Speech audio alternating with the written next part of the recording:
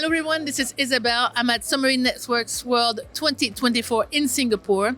And today I'm joined by an industry legend and a good friend of mine, Mike Constable. He's principal at Infra-Analytics. Mike, welcome to my hot seat yet again. I don't know how many times you've made it on my hot seat. Indeed, thank you for having me. So Mike, you talk often about geopolitics. I think you moderated a panel on the topic today. How do you think geopolitics is impacting the industry at the moment? Yeah, look, it's impacting the industry in a broad sense. Certainly in terms of investment deployment and the consortium model.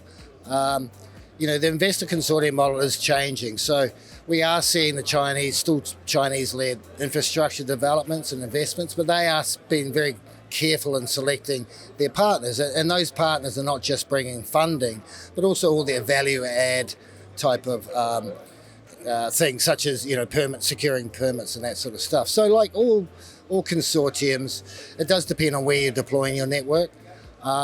We are seeing Chinese-led systems being deployed right now in intra-Asia. The piece cable that effectively connects Asia to Europe has just been completed. I do expect to see further deployments of Chinese-led investments between Asia and South America. So on that level, it certainly is impacting those consortiums and groups of consortiums. I think it's also going to push wider into our ecosystem, more so into maintenance. I think we will see some changes and disruption in the maintenance model coming soon. More and more people are talking about digital sovereignty. What's the relationship between subsea cable and digital sovereignty? Yeah, well, to be specific, digital sovereignty is more of a regulatory issue, I think.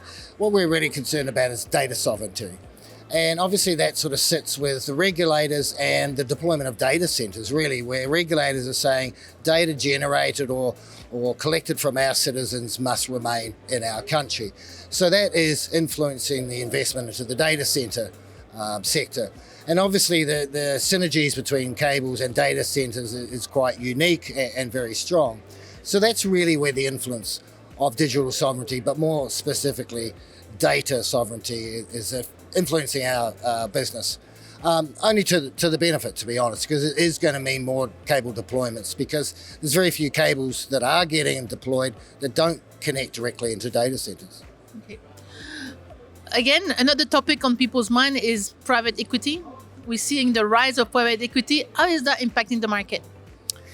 Yeah, so that's an interesting one, because private equity isn't investing in cables per se, but they have certainly been investing in our broader ecosystem, and frankly for quite some time. Think of Subcom and Cerberus Capital, think of Xterra and HIG Capital, think of Global Marine and JF Lehman. These are private equity organisations who are investing in the support services that sit behind our ecosystem, and obviously more recently KKR with the OMS deal. They are having an influence, but I think it's a misnomer to think of private equity investing in cables. We are seeing digital infra funds, I2 Capital, for example, who are starting to invest in network platforms or in our networks to provide a connectivity platform with the other assets in their portfolio. But the key thing there is they're not investing in a greenfields network or cable system. What they are doing is doing merger and acquisitions on existing brownfields platforms or networks. So that's really where they're doing it. And they're building scale very quickly, and arguably to compound the value across the other digital infra assets they hold in their portfolios. I think it's a super interesting topic, and I know you're working with some of these organizations to better the industry, to grow the industry. So thank you so much. You're one of my favorites, Mike. I hope you can do that again soon. Indeed, thank you so much. Everyone, thank you for watching, and until my next hot shot.